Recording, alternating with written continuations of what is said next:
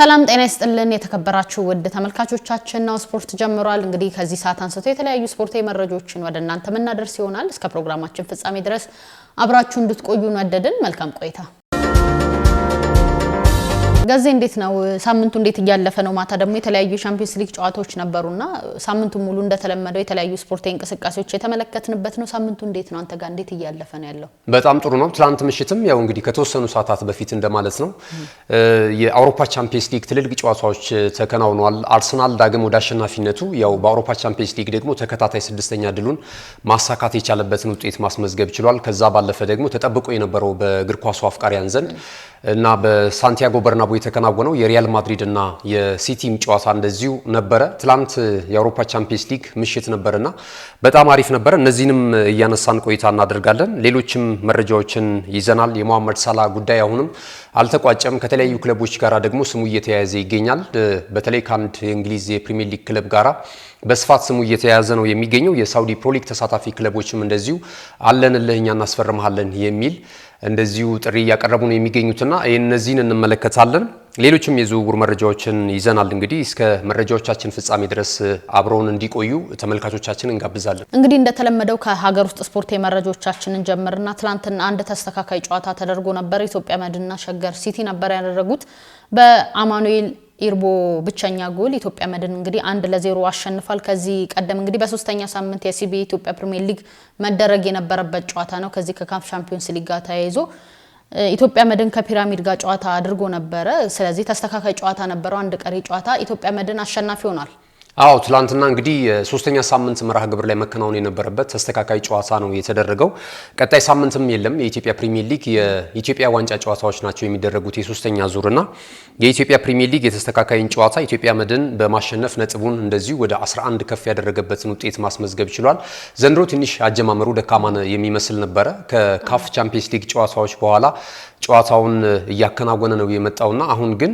በተወሰነ መልኩ መሻሻልን እየተመለከትንበት እንገኛለን ኢትዮጵያ መድን ትላንትና እንግዲህ ሸገር ሲቲን 1-0 በሆነ ውጤት ቀደም ሲል እንደተጠቀሰው እንደዚሁ ማሸነፍ ችሏልና የኢትዮጵያ ፕሪሚየር ሊግ በ10ኛ ሳምንት መርሃ ግብር የቦታ ለውጥ አድርጎ በአዳማ ሳይንስና ቴክኖሎጂ ዩኒቨርሲቲ ስቴዲየም ጅማሮ እንደሚያደርግ እንደዚሁ ሊግ ሼር ካምፓኒው ይፋ አድርጓል ተስተካካይም ጨዋታዎች በዚህ ተጠናቀዋል ማለት ነው እንግዲህ ኢትዮጵያ መድን ከአምና ሻምፒዮን ጋር ከመሆኑ ጋር ተያይዞ በዚህ ደረጃ ይገኛል ተብሎ አልተጠበቀም አሁን ግን ወደ መስመሩ እየተመለሰ ነው ያለም ይመስለኝ ወደ ሌላኛው የሀገር ውስጥ ስፖርታዊ መረጃዎቻችን ስናልፍ ገዚ 46ኛው የዓለም አቋራጭ ሻምፒዮና እንግዲህ አሜሪካ ፍሎሪዳ ላይ እንደሚካሄድ ይታወቃል ያንን አስመልክቶ አትሌቶቻችን የተለያዩ የስፖርታዊ ዝግጅቶች እያደረጉ ነው የሚገኙት አትሌቶችም ስፍራው ላይ እየተገኙ እንዲሁም ደግሞ የኢትዮጵያ አትሌቲክስ ፌዴሬሽን አመራሮችም ስፍራው ላይ እየተገኙ አትሌቶቻችንን የማበረታታት ስራ እየሰሩ ነው የሚገኙት ከነዛ መካከል እንግዲህ አትሌት ቀነኒሳ በቀለ ስፍራው ላይ ተገኝቶ ለ25 ዓመታት ያካበተውን በአትሌቲክሱ ዓለም ያካበተውን ልምድ አካፍላን እንግዲህ በውድድሩ እንደሚታወቀው በዚህ ውድድር ማለትም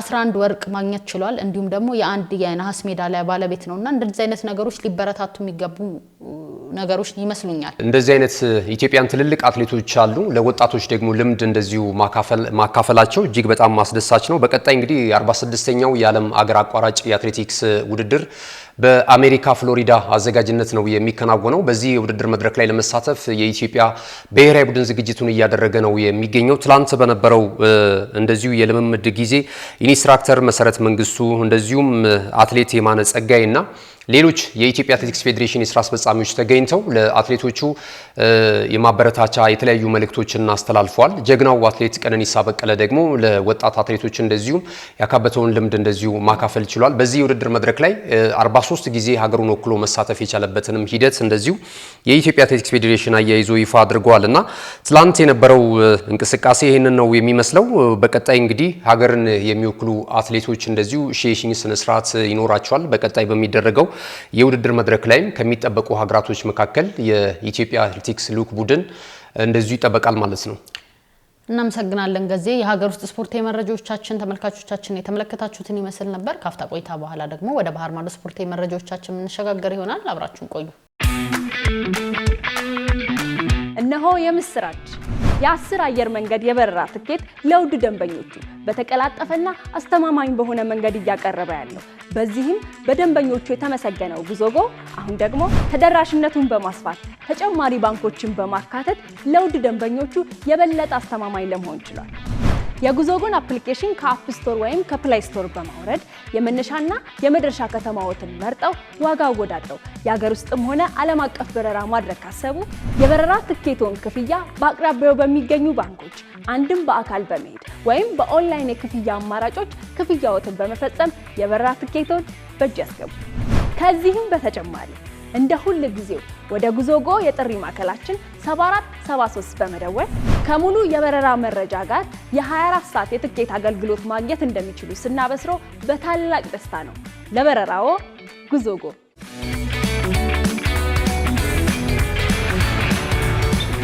ካሽጎ በየትኛውም ዓለም ሆነው በማንኛውም ሰዓት ለወገኑ የሚደርሱበት ፈጣን የገንዘብ መላኪያ ተከፈተሎ። ማስተርና ቪዛ ካርዶን በመጠቀም ከ5 እስከ 20 ዶላር የሚልኩበት አዲስ የገንዘብ መላኪያ መንገድ። ካሽጎን ለየት የሚያደርገው የትኛውም የገንዘብ ዝውውር በፍጥነት አገልግሎት ከመስጠቱም ባሻገር ለማንኛውም አገልግሎት ምንም አይነት ክፍያ አለመጠየቁ ነው። በሀገራችን ታሪክ ገንዘብን ከውጪ ወደ ሀገር ቤት በማስተላለፍ በመተግበሪያ መልክ አገልግሎት መስጠት የጀመረው የመጀመሪያው ሀገር በቀል የገንዘብ መላኪያ ዘዴ ካሽጎ ከ4500 በላይ ባሉ የባንክ ቅርንጫፎች አገልግሎት እየሰጠ ይገኛል። ገንዘቦን በሰኮንዶች ልዩነት ውስጥ ይፈልጉ በአካውንቶ ወይንም በእጆ ቆጥረው የሚወስዱበት ልዩ ዘዴ። በቅርቡ ሁሉንም ኢትዮጵያዊ ባለቤት ለማድረግ ጉዞ የጀመረው ካሽጎ ዛሬውኑ መተግበሪያውን በስልኮ ላይ በመጫን የአገልግሎቱ ተጠቃሚ ሆኑ። ፍጥነት መለያችን፣ ኢትዮጵያን መክፈቻችን፣ ካሽጎ ነው መላኪያችን። ካሽጎ የአዲሱ ትውልድ ብራንድ።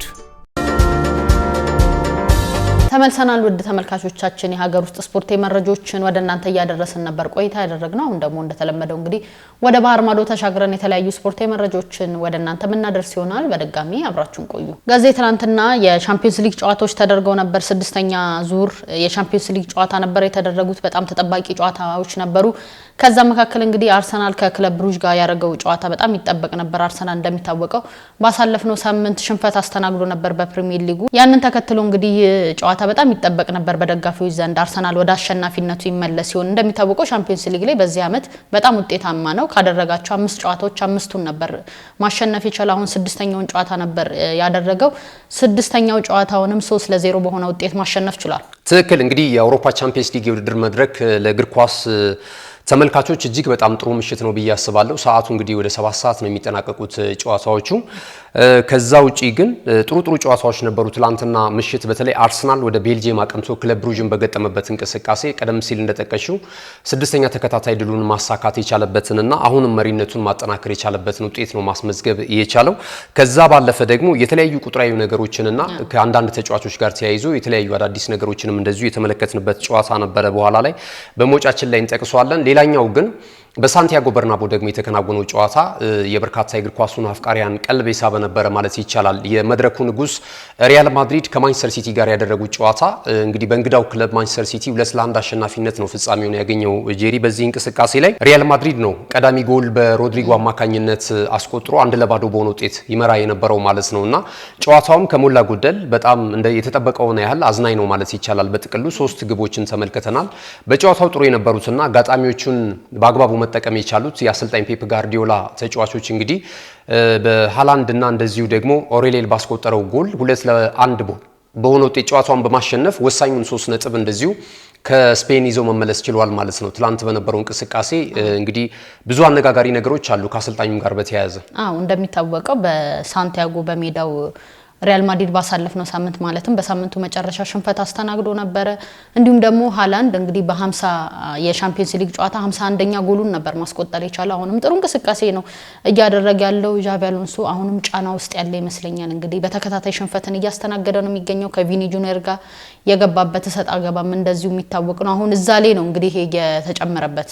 ናው ትክክል። ግን አሁን አሰልጣኝ ዣቪ አሎንሶ ከጨዋታው መጠናቀቅ በኋላ የበለጠ ከሪያል ማድሪድ የክለቡ አመራር ሰዎች ጋር ድጋፍ እንዳለው ነው የገለጸው። ተጫዋቾቹም እሱን ለማቆየት እንደዚሁ እንደሚፈልጉ ሚዲያ ላይ የሚራገበው ነገር አሰት ስለመሆኑ ነው ማስተባበያ የሰጠው ማለት ነውና እንደውም አሰልጣኙ በክለብ ውስጥ እንዲቆይ ጨዋታዎችን ማሸነፍ እንደሚፈልጉ በመልበሻ ክፍል ተነጋግረው ለዚህ ጨዋታ መውጣታቸውን የበለጠ እሱ ትኩረት ሰጥቶ የተናገረው ማለት ነውና ሪያል ማድሪድ መጫወቱ ምናልባት ይህንን ክሬዲት ሊያሰጠው ይችላል። ግን እየተመዘገበ ያለው ውጤት ደግሞ ሪያል ማድሪድን ይመጥናል ወይ የምትይ ከሆነ ይመጥናል ብዬ አላስብም። በቀጣይ ግን በሚኖሩ ጨዋታዎች ላይ የአሰልጣኙን ቆይታ በተመለከተ እንደዚሁ ተጨማሪ ጨዋታዎች ሊኖሩ እንደሚችሉ ነው እየተነገረ የሚገኘው። እስካሁን ድረስ የስፔን መገናኛ ብዙሃን የመሰናበቱን ጉዳይ አጉልተው እያወጡት አይደለም የሚገኘው። የበለጠ እንደውም ከክለቡ ድጋፍ እንዳለውና ተጫዋቾችም በክለብ ውስጥ እንዲቆይላቸው ፍላጎት እንዳላቸው እየተነገረ ነው የሚገኘው ማለት ነው። ትላንት ግን በነበረው እንቅስቃሴ ላይ እንደዚሁ ከሞላ ጎደል ጥሩ ነበር ማለት ይቻላል። ወደ 17 ሙከራዎችን ማድረግ ችሏል በጨዋታው እንቅስቃሴ ላይ ማለት ነው። 11 ሙከራ ማድረግ የቻለው ማንቸስተር ሲቲ ነው ጨዋታውን ማሸነፍ የቻለው። በእርግጥ 54 በመቶ የኳስ ቁጥጥር ነበራቸው ማንቸስተር ሲቲዎች በትላንቱ እንቅስቃሴ ላይ፣ 46 በመቶ ደግሞ ሪያል ማድሪድ እንደዚሁ ተመልክተነዋል። ትላንት በነበረው እንቅስቃሴ ላይ እንደዚሁ ሮድሪጎ ወደ ግብ አስቆጣሪነቱ የተመለሰበትን ሁኔታ ነው የገለጸውና ለአሰልጣኛችን ቆይታ የሚከፈለውን ሁሉ መስዋዕትነት እንከፍላለን፣ ጨዋታዎችንም ለማሸነፍ ከቡድን አጋሮቼ ጋራ እንሰራለን የሚል አስተያየት ሰጥቷል። እንግዲህ አሰልጣኝ ፔፕ ጋርዲዮላ ወሳኙን 3 ነጥብ ይዞ መጥቷል ማለት ነው ትላንት በነበረው እንቅስቃሴ። ከነዚህ ጨዋታዎች በተጨማሪ ሌሎችም የሻምፒዮንስ ሊግ የስድስተኛ ዙር ጨዋታዎች ተደርገው ነበር። ባየር ሊቨርኩሰን ከኒውካስል ጋር እንዲሁ ጨዋታ አድርገው ነበር።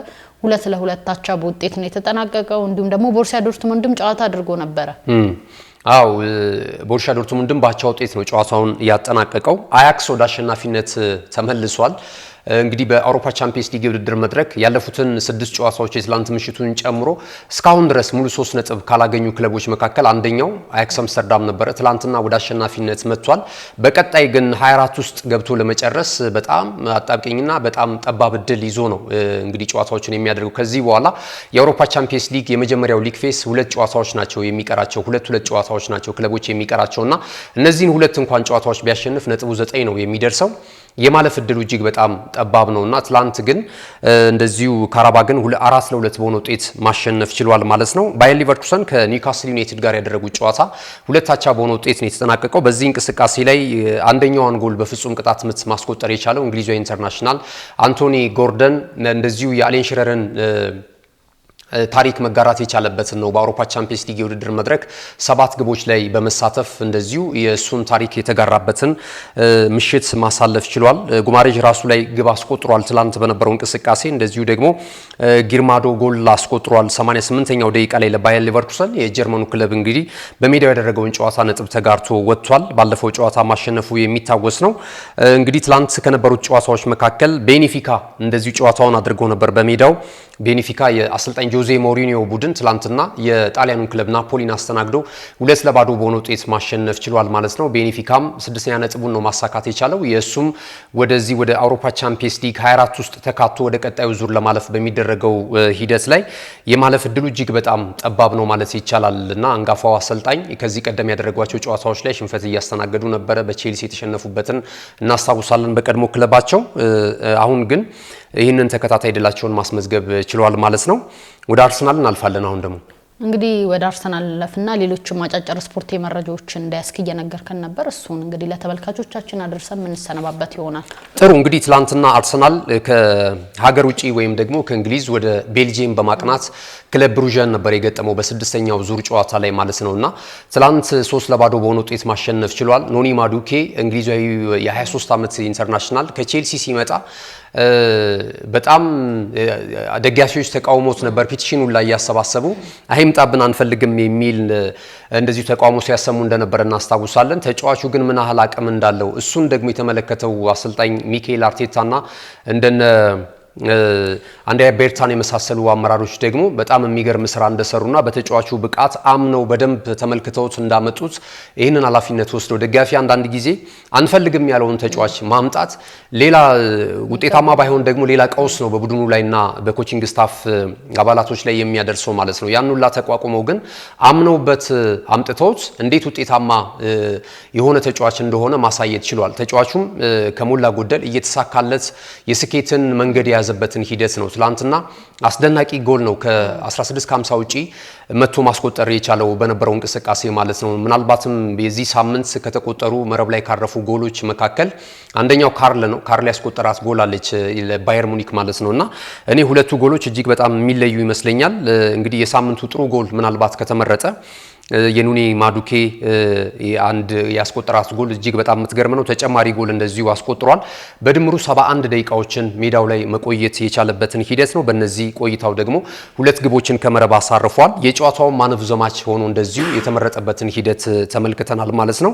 በአርሰናል እንቅስቃሴ ላይ ሌሎችም አስገራሚ ነገሮችን ተመልክተናል። ለምሳሌ አንደኛው ማርሊ ሳልማን ነው። 16 ዓመቱ ላይ ይገኛል። በአውሮፓ ቻምፒየንስ ሊግ የውድድር መድረክ እንደዚሁ ሶስተኛው ተጫዋች ሆኗል ታዳጊ በመሆን። ከዚህ ቀደም ማክስ ዶማንን ተመልክተናል። 15 ዓመት ሆኖ ይህም የአርሰናል ፍሬ ነው። በአውሮፓ ቻምፒየንስ ሊግ የውድድር መድረክ ትንሹ በእድሜ ተጫዋች ሆኖ እንደዚሁ መመዝገቡ የሚታወስ ነውና ትላንት ደግሞ ወደ 8 ደቂቃዎችን በሜዳ ላይ ቆይቷል። ሳልማን በነበረው እንቅስቃሴ 3 አኩሬት ኳሶች እንደዚሁ ፓስ ማድረግ የቻለበትን አጋጣሚ ተመልክተናልና ይሄ ተጫዋችም በቀጣይ በአውሮፓ ቻምፒየንስ ሊግ የውድድር መድረክ የሚሆን በትልልቅ የውድድር መድረኮች ላይ ፕሪሚየር ሊጉን ጨምሮ የአርሰናል ተተኪ ተጫዋች ሊሆን እንደሚችል እየተመለከትን እንገኛለን። እነዚህን ሁላ ፍሬዎች እንግዲህ ከአካዳሚ እንዲወጡ እድል የሰጣቸው አሰልጣኝ ሚካኤል አርቴታ ነው። ያው እሱም ወጣት ስለሆነ ስፔናዊ አሰልጣኞች በእርግጥ በዚህ አይታሙም። የተጫዋቾችን ክህሎት በማሳደግና ቨርሳታይል እንዲሆኑ እድሜያቸውን ተከትለው ጥሩ ነገር ፕሮግረስ እንዲያደርጉ ምክር ይሰጣሉና የና አሰልጣኝ ፔፕ ጋርዲዮላን መመልከት ይችላልሽ። ዘመኑም ስታዩ የስፔናዊ አሰልጣኞች የነገሱበት ነው ማለት ይቻላል። አሁን በእንግሊዝ ፕሪሚየር ሊግ ከ1 እስከ 3 ያሉትን አሰልጣኞች ብትመለከቺ ሶስቱም ስፔናዊ ናቸው። አሰልጣኝ ሚካኤል አርቴታ አለ፣ አሰልጣኝ ፔፕ ጋርዲዮላ አለ፣ እንደዚሁም ዩናይ ኤምሬ አሉ፣ የአስተን ቪላው አሰልጣኝ ማለት ነው። እንደ ማርኮ ሲልቫን ማንሳት እንችላለን በፉልሃም ቤት ያለፉትን አመታቶች ማለት ነውና የስፔን አሰልጣኞች የተጫዋቾችን ታለንት ፈልጎ ወደ ላቀ ከፍታ በማውጣት ረገድ ከፍተኛ ሚና እንዳላቸው እንግዲህ አሰልጣኝ ሚካኤል አርቴታን እየተመለከትን እንገኛለን። ለአርሰናል ከቬንገር በኋላ ሌላ አብዮት ይዞ እየመጣ ነው የምንመለከተው ማለት ነው። ብዙ ተጫዋቾችን እያወጣ ነው የሚገኘው። ሉዊስ ስኬሊን ከዚህ በፊት አይተናል። ኤታን ንዋኔሪን አይተናል።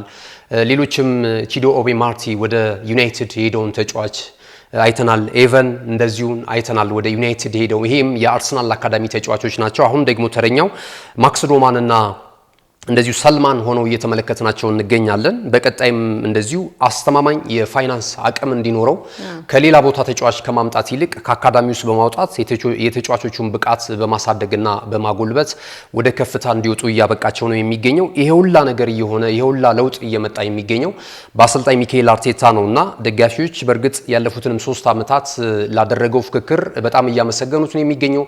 በዘንድሮ ዓመት ደግሞ ጥሩ ትራክ ላይ ነው የሚገኘው። በዚሁ በአውሮፓ ቻምፒየንስ ሊግ መረጃችንም እሱ ስለሆነ እንደዚህ አይነት ሁኔታዎችን አስመልክቶናል። ሌላው የገብርኤል ጄሱስ ጉዳይ ነው። ትላንት በነበረው እንቅስቃሴ እንግዲህ ካለፉት 11 ወራት አካባቢ 300 ወደ 32 ቀን አካባቢ ጉዳት ላይ ከርሞ ነው ይሄ ተጫዋች የመጣው። ትላንትና እንደዚሁ ተቀይሮ ገብቶ ወደ 29 ደቂቃዎችን በሜዳ ላይ ቆይቷል።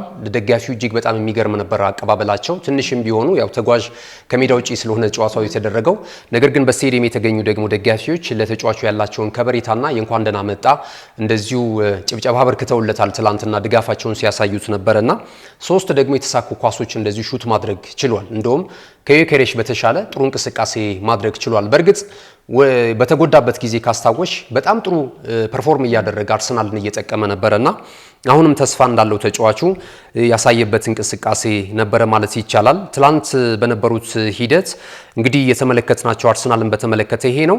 አንድ ነጥብ ነው የቀረው አርሰናል እንግዲህ ከዚህ በኋላ በቀጥታ ወደ ቀጣዩ ዙር ለማለፍ አንድ ነጥብ ነው የቀረው። ቋሚ ተሰላፊዎችን እንግዲህ ተጠባባቂ ወንበር ላይ አስቀምጦ ነው አብዛኛውን ተጫዋቾች የገባውና አሪፍ እንቅስቃሴ የተመለከትንበት አርሰናል እንግዲህ ለዋንጫ ሲሆን ለዋንጫዎች እየሄደ ያለበት ነው። ምክንያቱም እንግዲህ ብሩዥም ክለብ ቀላል አይደለም። በሊጉ 3ኛ ደረጃ ላይ የሚገኝ ክለብ ነው። አርሰናል ጥሩ እንቅስቃሴ ያደረገበት ነው። በቀጣይ እንግዲህ አብረን የምንመለከት ይሆናል። ትክክል። እንግዲህ የአውሮፓ ቻምፒየንስ ሊግን ትላንት አርሰናል ድል ማድረጉን ተከትሎ 6ኛ ተከታታይ ድሉ ነው። እስካሁን ድረስ 1 ግብ ነው የተቆጠረበት። የመድረኩንም የደረጃ ሰንጠረዥ እንደዚሁ በ18 ነጥቦችና በ16 ንጹህ የግብ ክፍያ እየመራ ይገኛል። እንዳልሽው ገና 2 ጨዋታዎች ይቀሩታል በዚህ በመጀመሪያው የሊግ ፌስ ማለት ነውና ከነዚህ ጨዋታዎች ውስጥ እንዳልሽው 1 ነጥብ ካገኘ አስቀድሞ እንደዚሁ አንደኛ ሆኖ መጨረሱን ያረጋግጣል ማለት ነው። ሌሎችም እንግዲህ የዝውውር መረጃዎች እንዲያስክ እየነገርከን ነበርና እስቲ ስለሱ እናውራ። እንግዲህ የጥሪ ተጫዋቾች የዝውውር መስኮት እየደረሰ ነው ያለው። አንዳንድ ሩመሮች እየወጡ ነው የሚገኙት። ያው በተለያየ ጊዜ ከተለያዩ ተጫዋቾች የተለያዩ ክለቦች ጋር ስማቸው ሲያዝ እንሰማለን።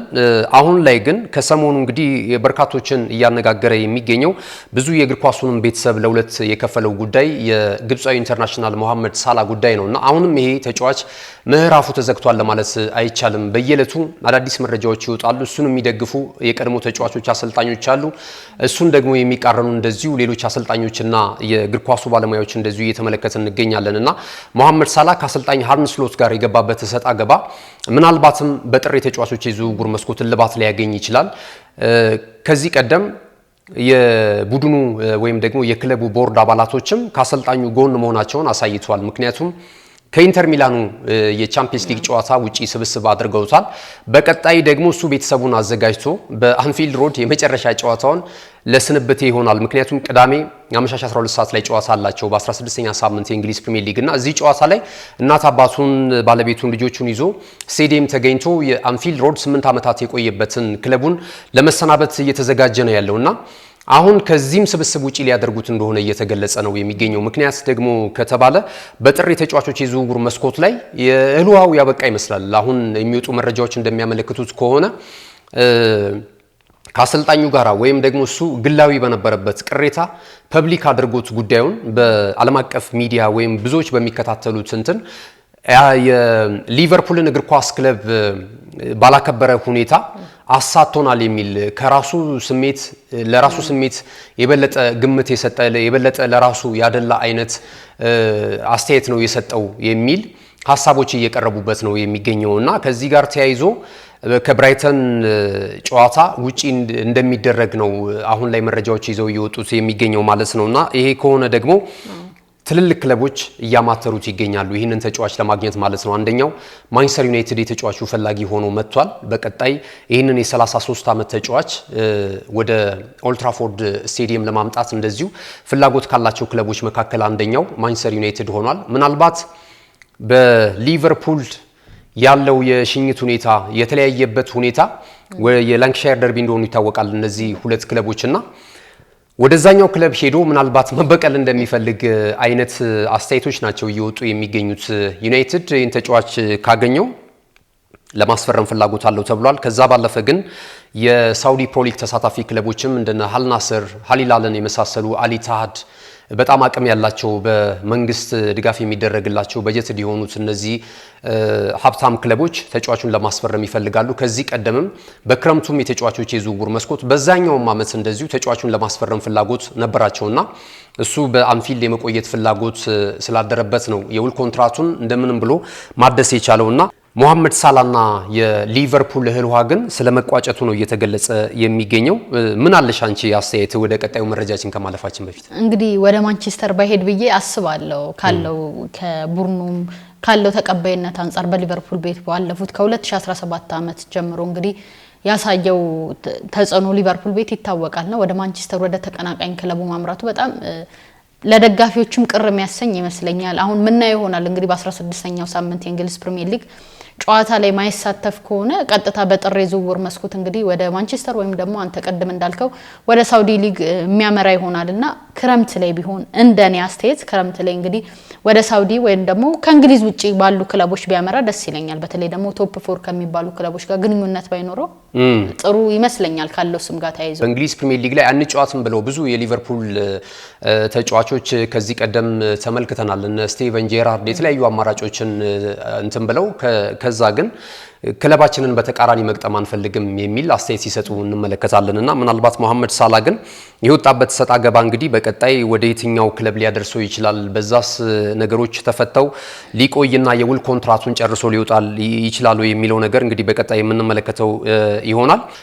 ነገር ግን የተለያዩ የመገናኛ ብዙሃን ከአርሰናል ጋር የተያያዘ አንድ መረጃ ተመልክቼ ነው ጀርመኑ ክለብ ባየር ሙኒክ እየተጫወተ የሚገኘው ሚሼል ኦሊሴ ከዚህ በፊት በደቡብ ለንደኑ ክለብ ክሪስታል ፓላስ እናውቀዋለን። ይህ ተጫዋችና ወደዛ አምርቶ ጥሩ እንቅስቃሴ እያደረገ ይገኛል። ይህ ተጫዋች ከኤቤሬቺ ኤዜ ጋር በጣም ራስ ይጫወት እናውቀዋለን። በክሪስታል ፓላስ ቤት በጣም ጥሩ ታለንትድ ተጫዋች ነው። በባየር ሙኒክ ደግሞ የበለጠ ክህሎቱን እያሳደገ አይተናል። ከአርሰናል ጋርም ጨዋታ ሲያደርጉ ምናል በዛ ጨዋታ ሽንፈት ቢገጥማቸውም ነገር ግን የተጫዋቹ እንቅስቃሴ በጣም ከባድ እንደነበረ ተመልክተናል በነበረው ጨዋታ ላይ ማለት ነውና ሚሼል ኦሊሴን ይፈልጋል የሚል እንደዚሁ መረጃ ወጥቶ እየተመለከትኩኝ ይገኛለሁ። ከመቶ በላይ ከ100 ሚሊዮን ፓውንድ በላይ ለተጫዋቹ ዝውውር አርሰናል ሊያስፈልገው ይችላል። ይህንን በምን አይነት መልኩ አስታርቆ ሊያስፈርመው ይችላል የሚለው ነገር ይጠበቃል። አንደኛው ከማንቸስተር ዩናይትድ ጋር በተያያዘ እንደዚሁ ኤታን ንዋኔሪን እንደሚፈልጉ እየተነገረ ነው የሚገኘው።